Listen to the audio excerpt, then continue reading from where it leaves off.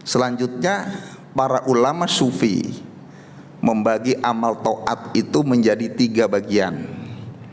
Yang pertama amal syariah, yang kedua amal thoriqoh, dan yang ketiga amal hakikoh. Amal syariat, thoriqoh, hakikat, bahasa kitanya begitulah. Ini ada di dalam kitab Iqadul Himam. Nah, masing-masing amal itu fungsinya beda-beda. Amal syariah fungsinya berbeda dengan amal thoriqoh fungsinya berbeda dengan amal hakikoh. Fungsi daripada amal syariah adalah li islahil jawarih. Amal syariah itu fungsinya untuk membaguskan anggota lahir. Bagaimana mata kita supaya bagus, mulut kita supaya bagus, tangan kita supaya bagus, kaki kita supaya bagus, perut kita supaya bagus, itu masuk kategori amal syariah. Mulut yang bagus itu yang seperti apa? Mulut yang bagus itu mulut yang senantiasa ngucapin kalimat-kalimat yang indah, yang berzikir kepada Allah, bukan mulut yang senantiasa ngegunjing orang, menghibah orang. Amal hakiko itu fungsinya untuk membaguskan ruh. Seperti apa ruh yang bagus itu? Ruh yang bagus itu adalah ruh yang kenal Allah. Ruh kita semua ini dulu ketika masih di alam lahut semuanya kenal kepada Allah, semuanya ingat kepada Allah. Tapi begitu ruh masuk ke dalam jismani kita, ruh banyak yang lupa kepada Allah. Maka supaya ruh itu bisa kembali ingat kepada Allah, maka perlu diberikan talqin zikir, agar nanti ketika Israel silaturahim sama kita, ruh kita nggak bingung tempat kembalinya. Jangan sampai kita berpikir talqinnya nanti aja Ustadz, kalau Israel mau datang. Emangnya Israel WA sama kita mau datang? Israel pernah nggak telepon sama kita? Ustadz Najib, ntar malam mau datang nih, enak kalau gitu. Ya nanti saya mau ambil air wudhu dulu, saya dikir dulu, saya sholat dulu. Itu kalau Israel ngasih tahu.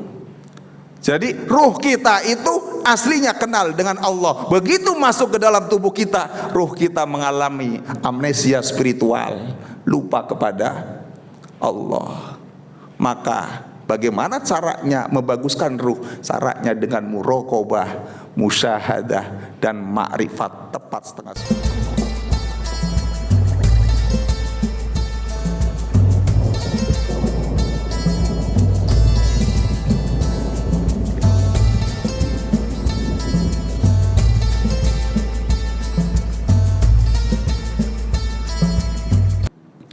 Bapak Ibu hadirin yang berbahagia,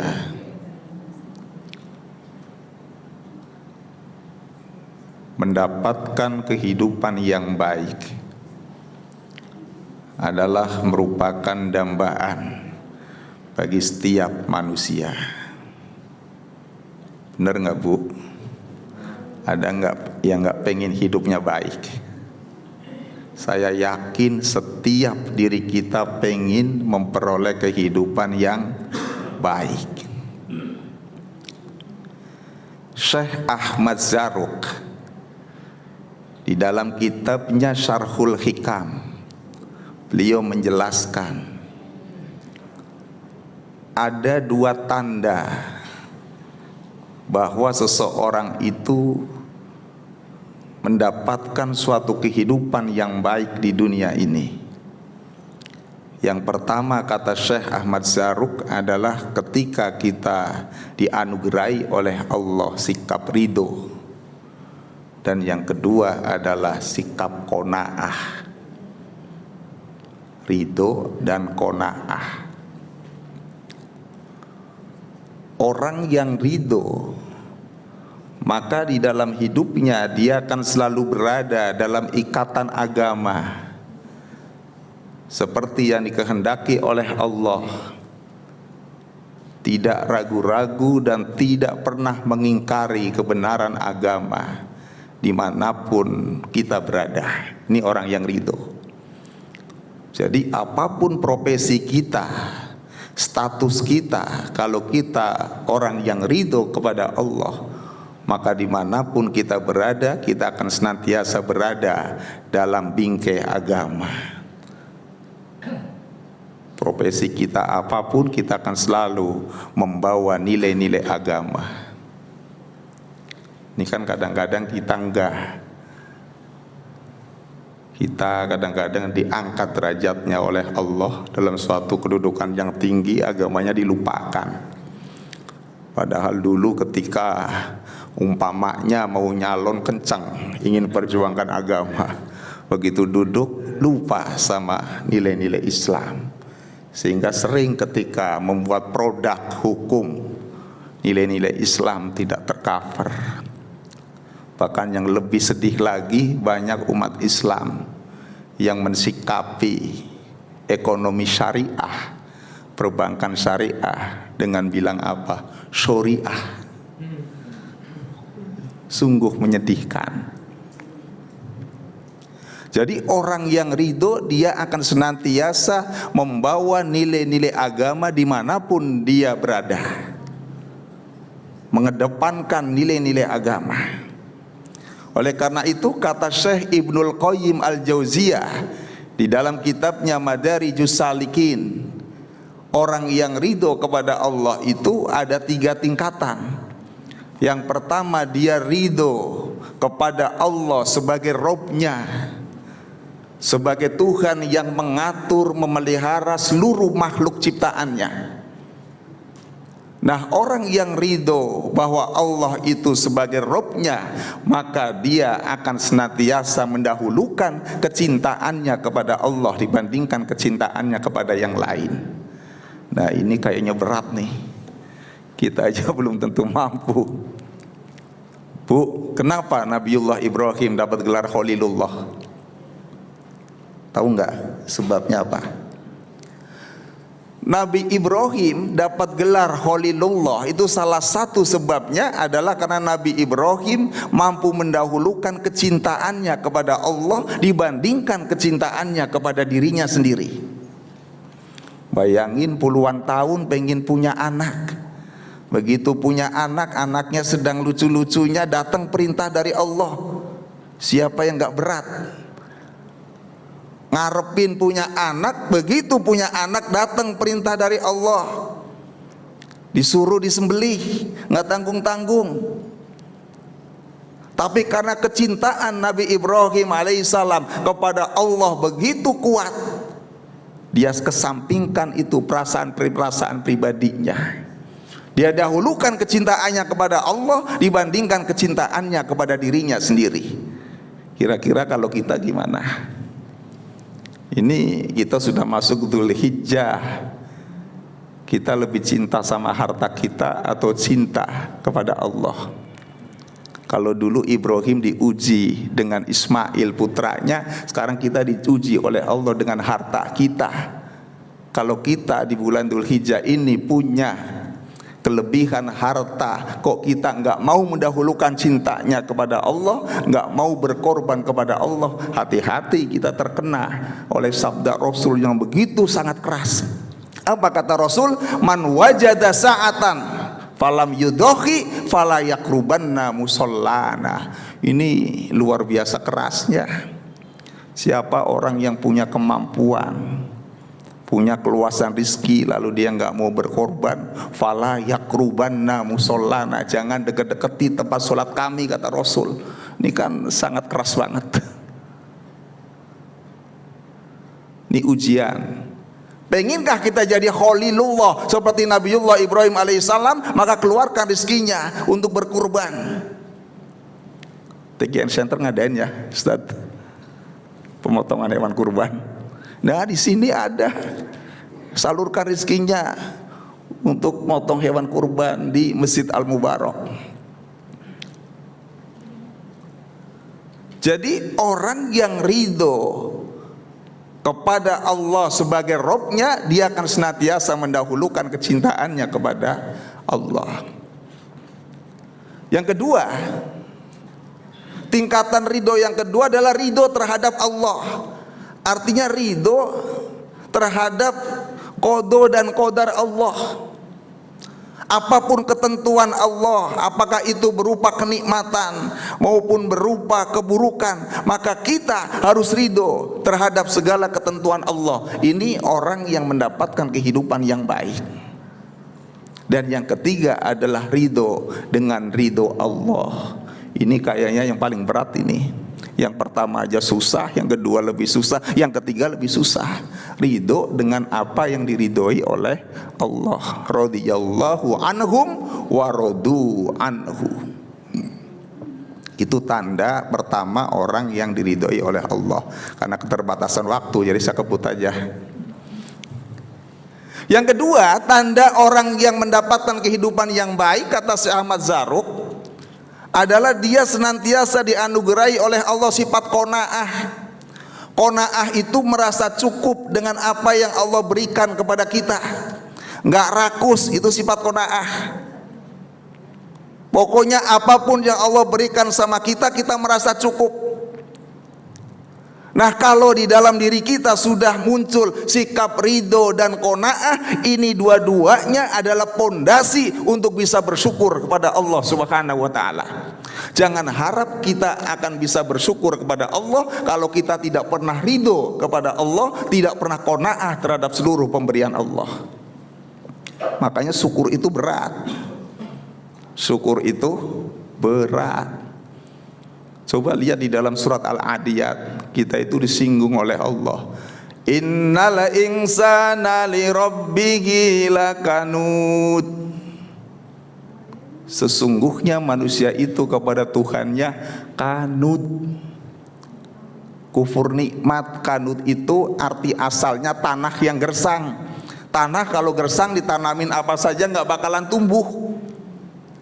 Tanamin kurma, apalagi tanamin kurma, tanamin singkong, nggak bakalan tumbuh, tanah gersang.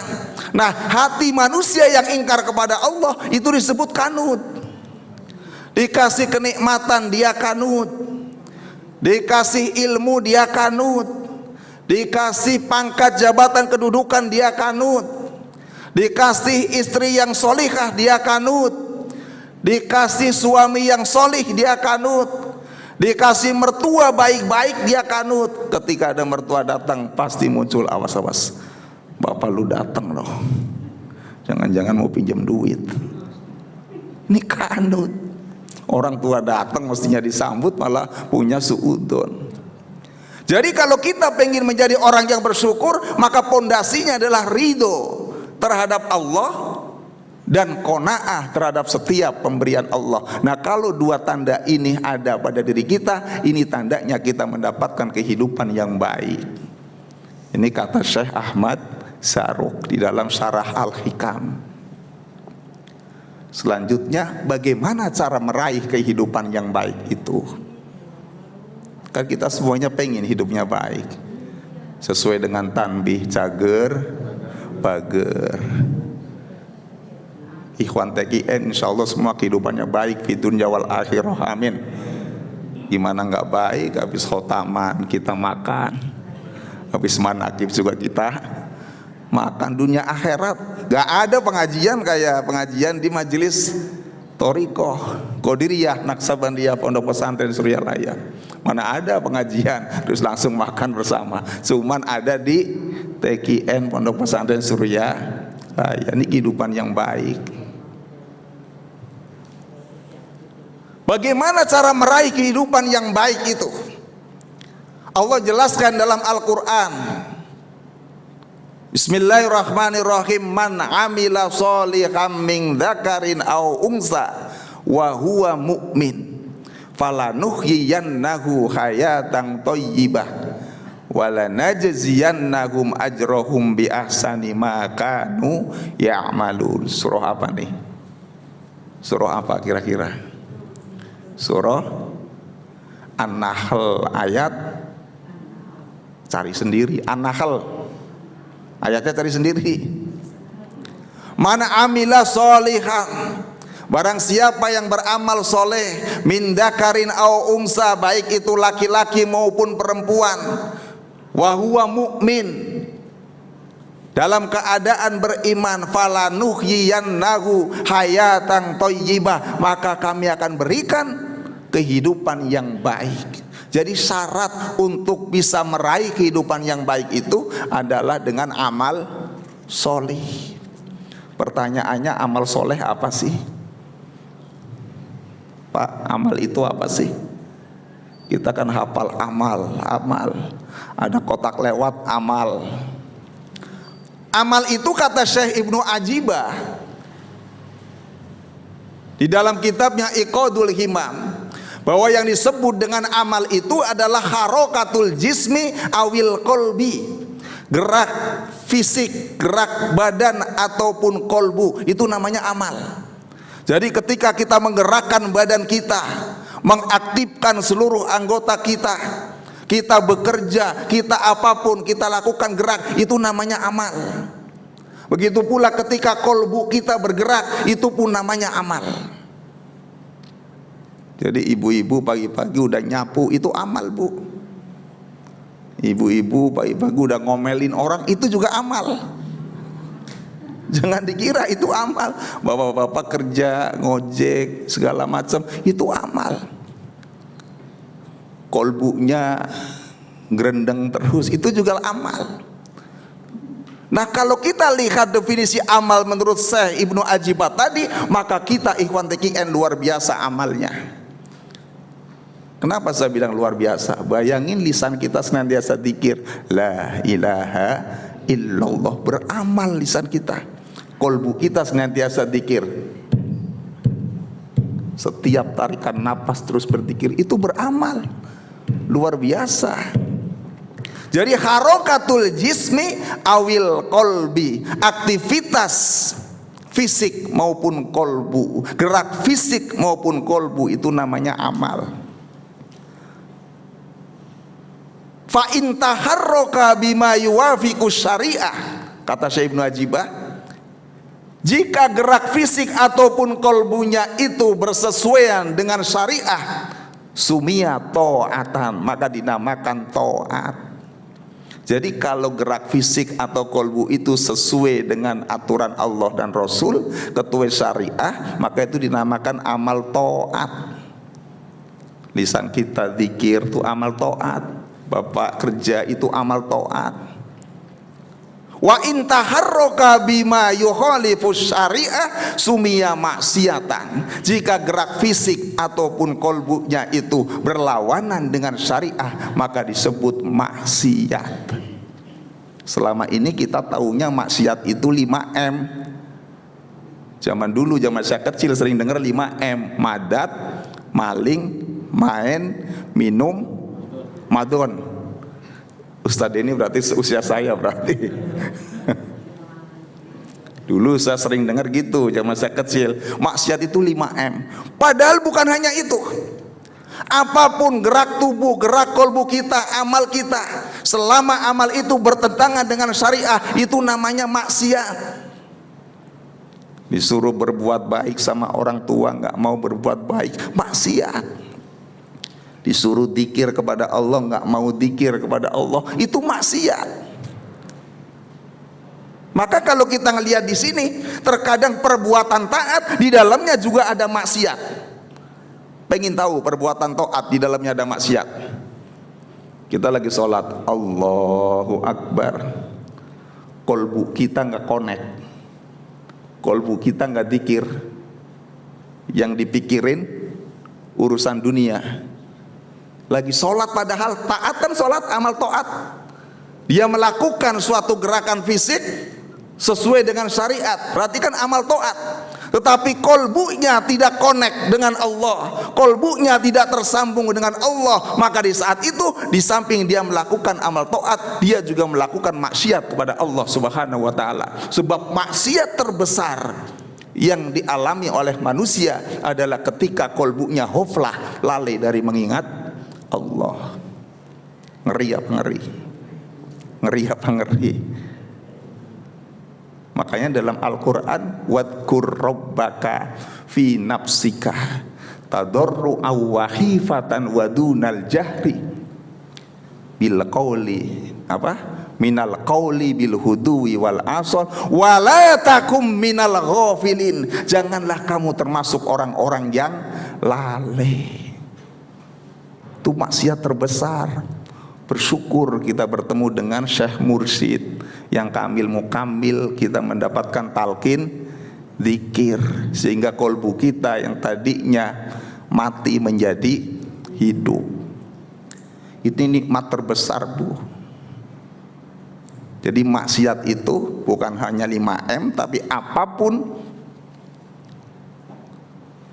amal yang bertentangan dengan syariah itu disebut maksiat. Selanjutnya para ulama sufi membagi amal taat itu menjadi 3 bagian. Yang pertama amal syariah, yang kedua amal thoriqoh, dan yang ketiga amal hakikoh. Amal syariat, thoriqoh, hakikat, bahasa kitanya begitulah. Ini ada di dalam kitab Iqadul Himam. Nah, masing-masing amal itu fungsinya beda-beda. Amal syariah fungsinya berbeda dengan amal thoriqoh fungsinya berbeda dengan amal hakikoh. Fungsi daripada amal syariah adalah li islahil jawarih. Amal syariah itu fungsinya untuk membaguskan anggota lahir. Bagaimana mata kita supaya bagus, mulut kita supaya bagus, tangan kita supaya bagus, kaki kita supaya bagus, perut kita supaya bagus, itu masuk kategori amal syariah. Mulut yang bagus itu yang seperti apa? Mulut yang bagus itu mulut yang senantiasa ngucapin kalimat-kalimat yang indah, yang berzikir kepada Allah, bukan mulut yang senantiasa ngegunjing orang, menghibah orang. Kan sekarang ini banyak orang ceplas-ceplos, akhirnya ngegunjing orang. Bahkan sekarang ini orang mulutnya diem tapi tangannya, jari jemarinya nggak pernah diem dari ngegosip orang. Mulutnya sih diem. Saya bisa jaga mulut, Ustadz, jari-jarinya di atas HP, di share. Sekarang kan banyak begitu. Bagaimana tangan yang bagus? Tangan yang bagus yang senantiasa digunakan kepada hal-hal yang baik. Bagaimana kaki yang bagus? Kaki yang bagus yang selalu digunakan untuk melangkah kepada kebaikan. Ini masuk semuanya dalam kategori amal syariah. Fungsinya untuk membaguskan anggota tubuh. Dengan cara apa membaguskan anggota tubuh? Bisalah sati umurin, dengan 3 hal. Yang pertama dengan taubat, yang kedua dengan takwa, yang ketiga dengan istiqomah. Ini cara membaguskan anggota lahir yang masuk kategori amal syariah. Yang pertama taubat. Taubat itu secara bahasa artinya kembali, berhenti dari berbuat dosa, kembali kepada taat, itu taubat. Berhenti dari sifat tercela. Sifat tercela jangan kita koleksi, kita kembali kepada sifat-sifat yang terpuji, itu tobat. Berhenti dari mengikuti jalan setan, kembali mengikuti jalan ke surga. Berhenti dari mengikuti keinginan jismani. Apa keinginan jismani? Maunya banyak tidur, banyak makan minum, itu keinginan jismani kan itu. Tidurnya dikurangi. Apalagi kita sudah jadi ikhwan TKN, jangan banyakin tidur. Paling enggak jam 2 malam tuh kita udah bangun. Kita jam 2 malam bangun enggak? Jam 2 malam bangun enggak? Bangun Ustadz, tapi cuman numpang ke kamar mandi. Abah Anom itu didik kita luar biasa. Jangan takut kita kurang tidur. Kalau kita malam jam 2 bangun, mandi malam, sholat malam, langsung dzikir sampai subuh, itu nikmat, fisik kita sehat. Jangan takut kurang tidur. Meskipun ketika bangun malam kita dzikir sambil nunggu subuh, dzikirnya berubah dari dzikir jahar berubah menjadi dzikir khafi. Dzikir jahar, la ilaha illallah, la ilaha illallah. Lama-lama la ilaha illallah, la ilaha. Tidur, nunggu subuh. Begitu habis subuh nunggu isyraq. Nunggu isyraq, khofi. Habis subuh nunggu isyraq, khofi. Kopi lama-lama berubah jadi ini kopi jadi jahar namanya. Jadi kita harus melatih diri kita. Bertobatlah kepada Allah dari mengikuti keinginan jismani. Kurangi tidur kita kalau kita pengen cepat wusul kepada Allah. Bagaimana kita pengen cepat wusul kepada Allah? Kita pengen meningkat derajat kita kalau kita banyak tidurnya. Zikirnya standar. Kalau sibuk mentang-mentang ada dispensasi sibuk boleh 3 kali terus. Malamnya nggak pernah diqodho. Jadi amal syariah itu yang pertama yang harus kita lakukan adalah taubat. Taubat ini makom pertama kalau kita ingin terus mengikuti jalan untuk bisa usul kepada Allah. Ini pondasi pertamanya taubat. Jadi taubat jangan nunggu kita punya dosa, orang kita punya dosa terus. Kita kan setiap saat kalau yang kita hasilkan kalau nggak pahala ya dosa. Sekarang kita berada di sini, pahala yang kita peroleh keluar belum tentu pahala. Jadi produk yang kita hasilkan kalau nggak pahala ya dosa. Yang kedua takwa.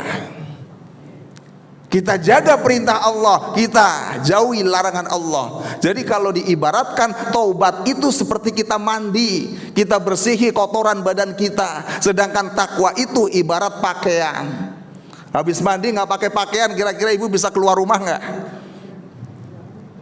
Nggak mungkin keluar rumah.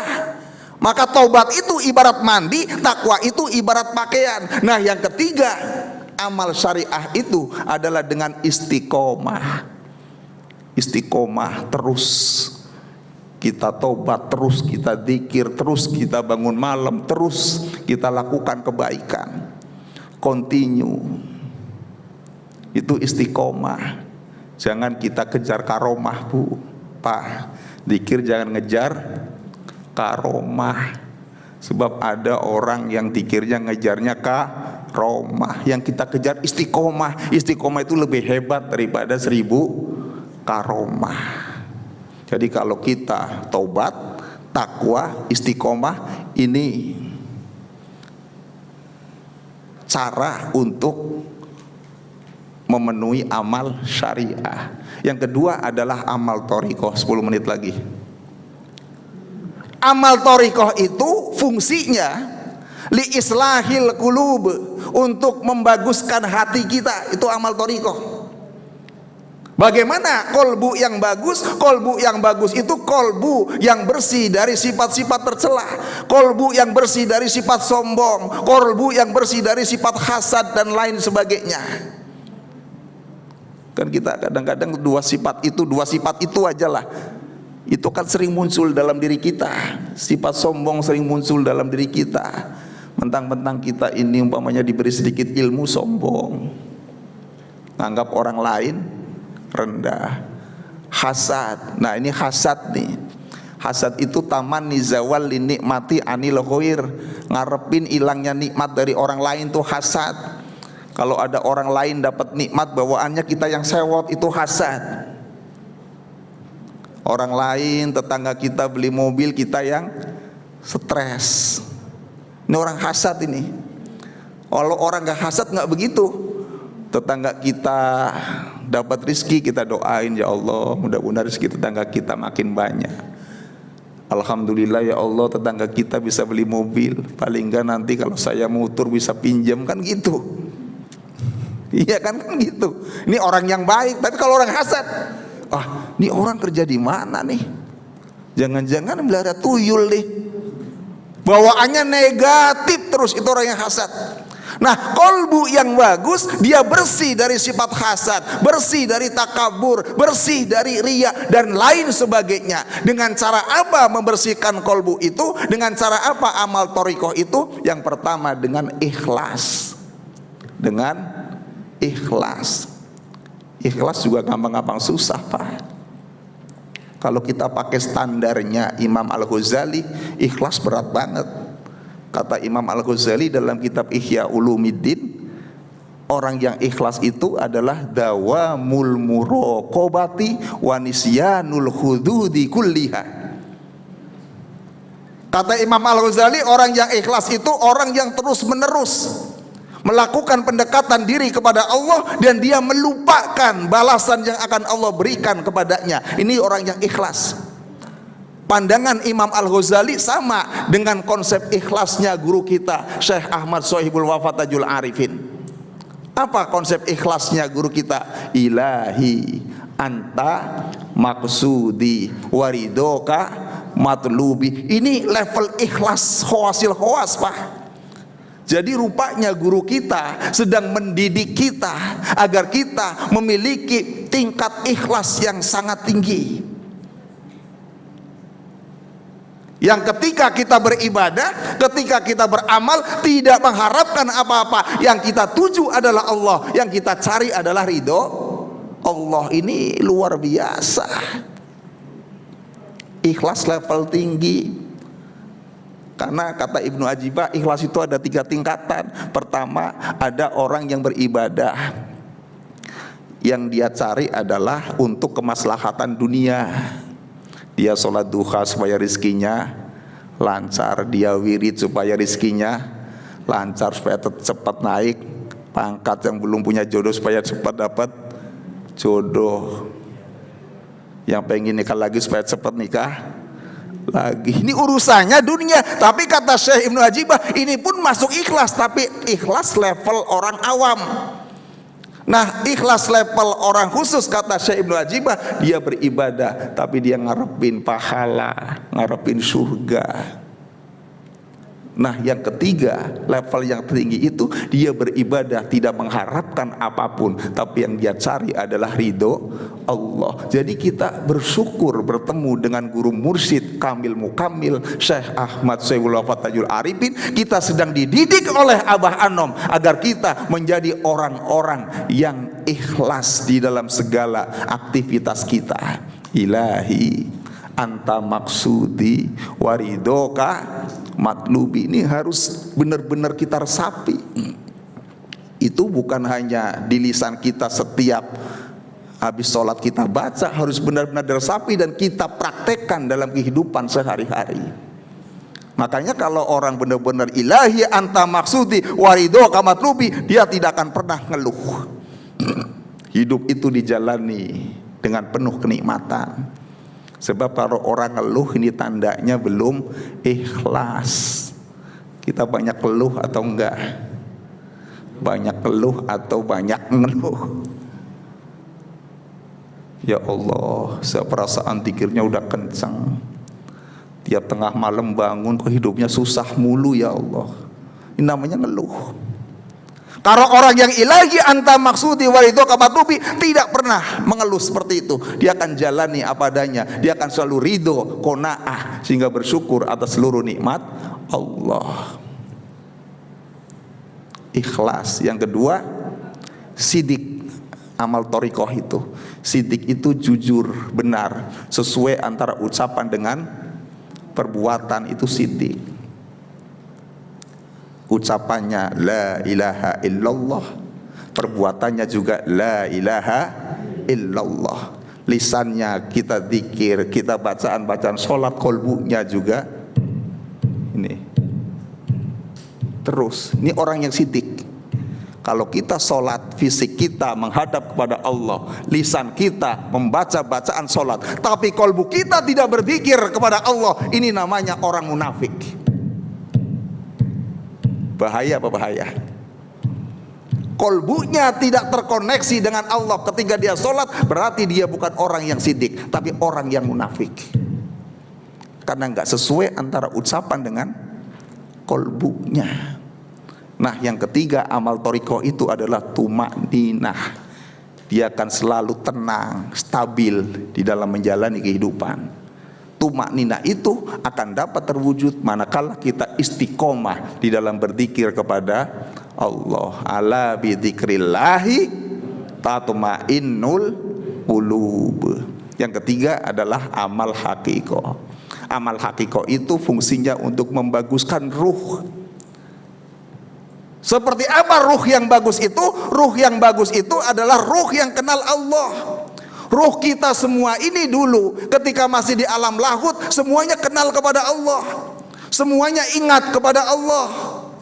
Tapi begitu ruh masuk ke dalam jismani kita, ruh banyak yang lupa kepada Allah. Maka supaya ruh itu bisa kembali ingat kepada Allah, maka perlu diberikan talqin zikir, agar nanti ketika Israel silaturahim sama kita, ruh kita nggak bingung tempat kembalinya. Jangan sampai kita berpikir, ah talqinnya nanti aja Ustadz, kalau Israel mau datang. Emangnya Israel WA sama kita mau datang? Israel pernah nggak telepon sama kita? Ustadz Najib, ntar malam mau datang nih, enak kalau gitu.